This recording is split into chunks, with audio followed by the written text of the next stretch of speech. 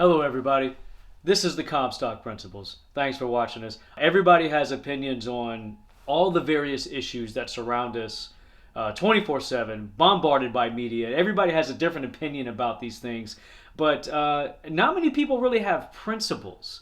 So I'm doing this series to talk about the principles and why we believe what we believe regarding the opinions of the events of the day.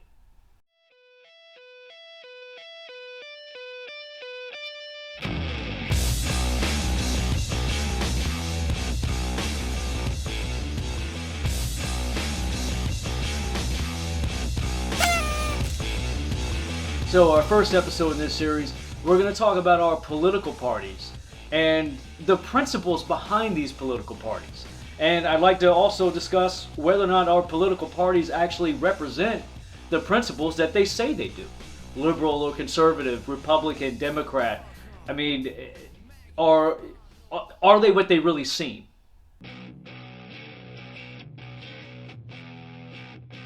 Now, the main principle of liberalism is big government.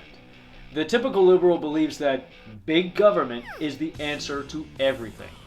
For example, if you're walking through a dark room and you stub your toe on a piece of furniture, the liberal automatically turns to legislation.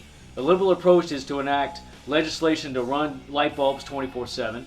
The liberal will want to run legislation to tell you where you can or can't put furniture, despite your own desires or despite your own wishes about where you want the furniture to be. The point is the government knows better than you and makes decisions better than you. And therefore you can't be trusted to make your own decisions. And they have to do everything for you. Now, whichever legislation they decide to go with, or both probably, the point is that they have to set up more bureaucracy and more government, and they have to spend a lot more of your tax dollars, all because they deem it fit to tell you how to live your life. Another principle that liberals believe in is social justice. The liberal believes that social justice and social equality can only be achieved by legislation, which again brings more bureaucracy. Liberalism puts the individual in groups. Like, you have to be part of a certain group. You're either a Caucasian, or you're African American, or you're Asian American, and then they assign you labels based upon these groups that they put you in. And then they say, well, not everyone's equal in these groups. We need legislation to make this group equal to this group.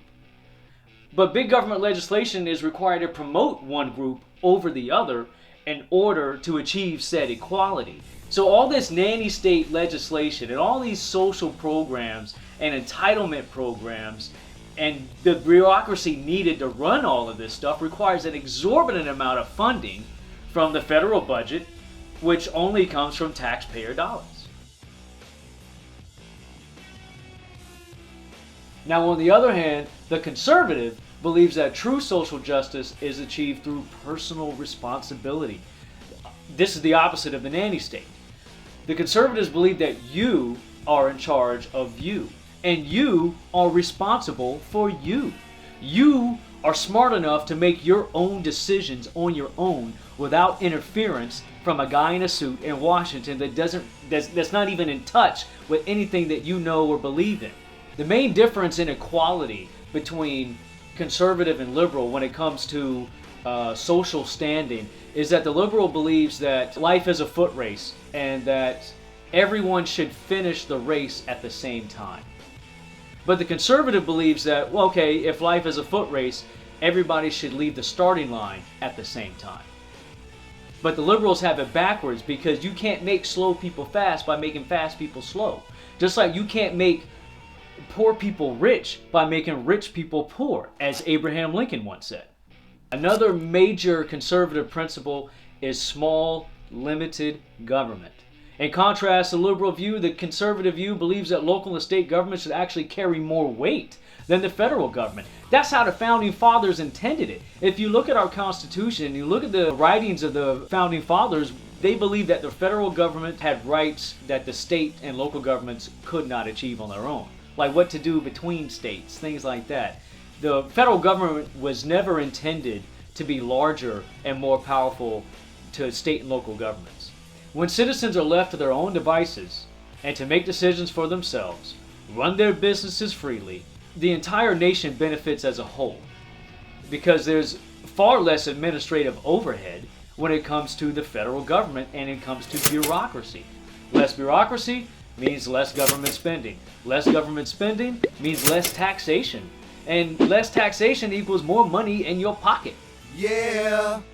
Which brings me to my final major tenet of conservatism, and that's free market enterprise. Free market enterprise is how capitalism has always intended to work, and it's always intended to function. It functions best in a free market system. It gives entrepreneurs the freedom to succeed. The liberal wants to punish success, while the conservative wishes to reward success.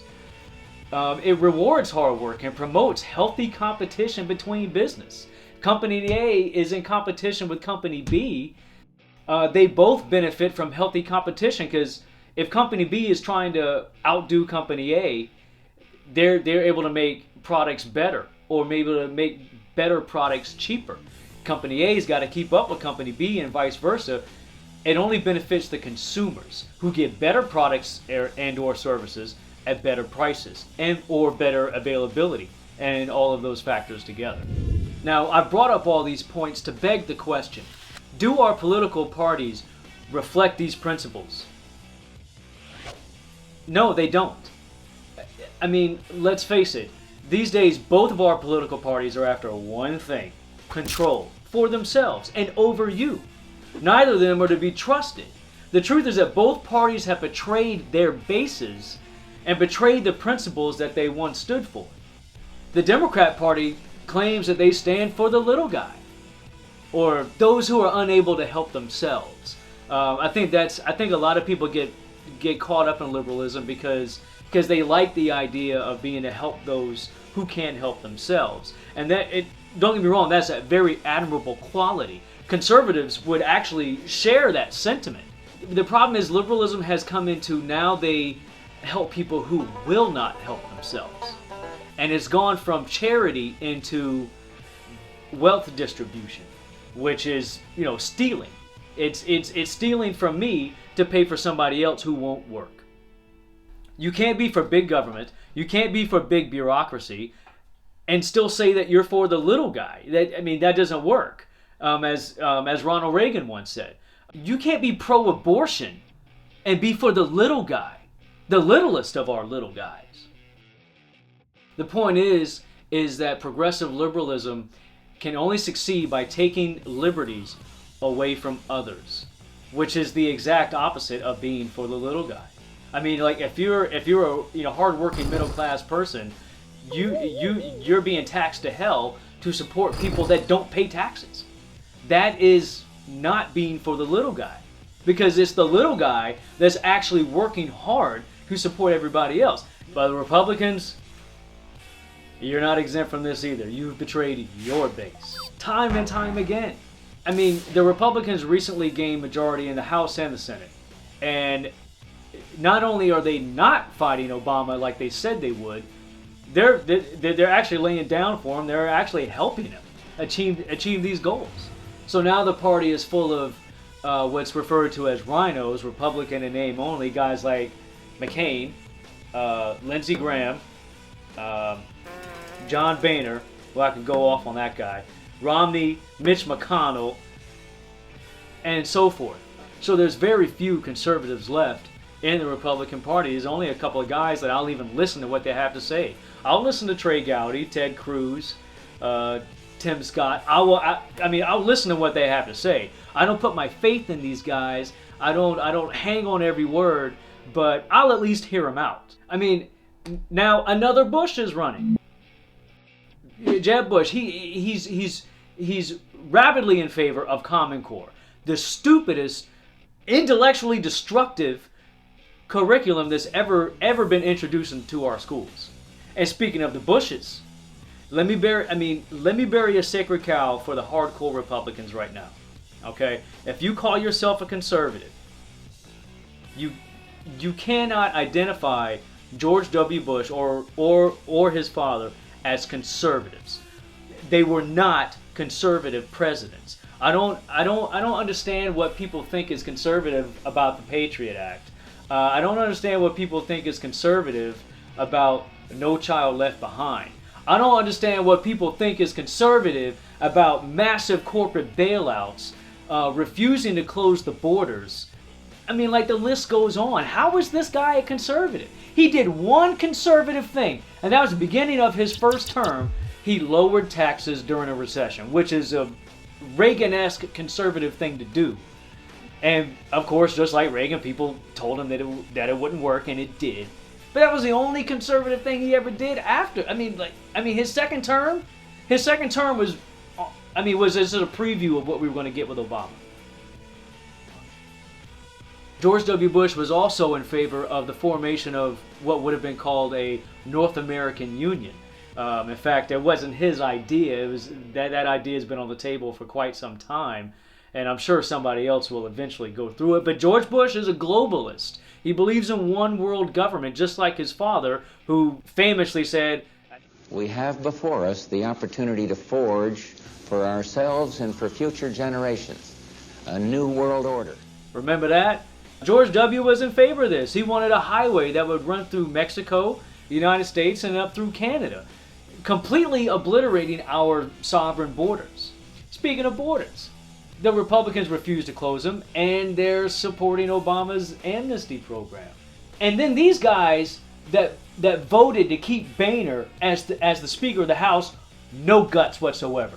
You ran on conservative principles and you turned on them. Even to my shock and my chagrin, a guy like Trey Gowdy actually voted for Boehner, and then he writes up some excuse on his Facebook page that's just, well, what else were we going to do? You big wimp. Are you kidding me? Let me tell you something. You guys don't hold a candle to the Founding Fathers. The Founding Fathers, despite their outfits, the powdered wigs, the puffy shirts, those little knickerbocker pants and the little tights and things like that, those guys had balls. And they had the brains to back them up. They were branded traitors by the Crown of England. They said, if you sign this document, that's your death note. They had balls. These guys today in the so-called conservative Republican Party, they wouldn't last 5 minutes in 1776. They're just like the naysayers who did not want to go along with the revolution because they were scared. They were scared of, well, what next? Even if we beat England, then what are we going to do? It's like, well, if we vote for somebody else to be Speaker of the House, then what are we going to do? I don't know. Come on, man, that's weak sauce. And you betrayed your base. Our Founding Fathers agreed that the citizens of this country should wield all the power. A government for the people, by the people. Remember that? Yeah, not anymore. Now it's resembled more of an oligarchy. And they have this fake competition between these two major parties, which George Washington warned us against getting wrapped up in political parties. People, I would implore you to recognize that the entire Democrat versus Republican paradigm is completely fake, completely made up, completely phony. It's just a show. We know this because they're always talking about, reaching across the aisle, like John McCain says. Are you kidding me? Come on, man. Stand up for your principles. Now, there's a difference between compromising in the political arena that says, well, okay, I'll give you this if you give me that, where both sides sort of come to a medium and both sides sort of win. But the problem with what these guys do is they compromise principles, which means the people are the ones that lose, and they are the ones that win. And then they have this fake competition every 4 years, every 2 years, and they're selling us their products. And they do this through the media. The media is the slick used car salesman that sells us the political product, if you will. Democrats versus Republicans is no different than Coke versus Pepsi. And the masses are just drinking soda at the end of the day. Everyone's drinking the same soda. And this has been the Comstock Principles. Thank you for watching. Hope you've learned a little bit. You can leave your comments, in the comment section, whatever forum you're watching this in. Thank you for watching. See you next time.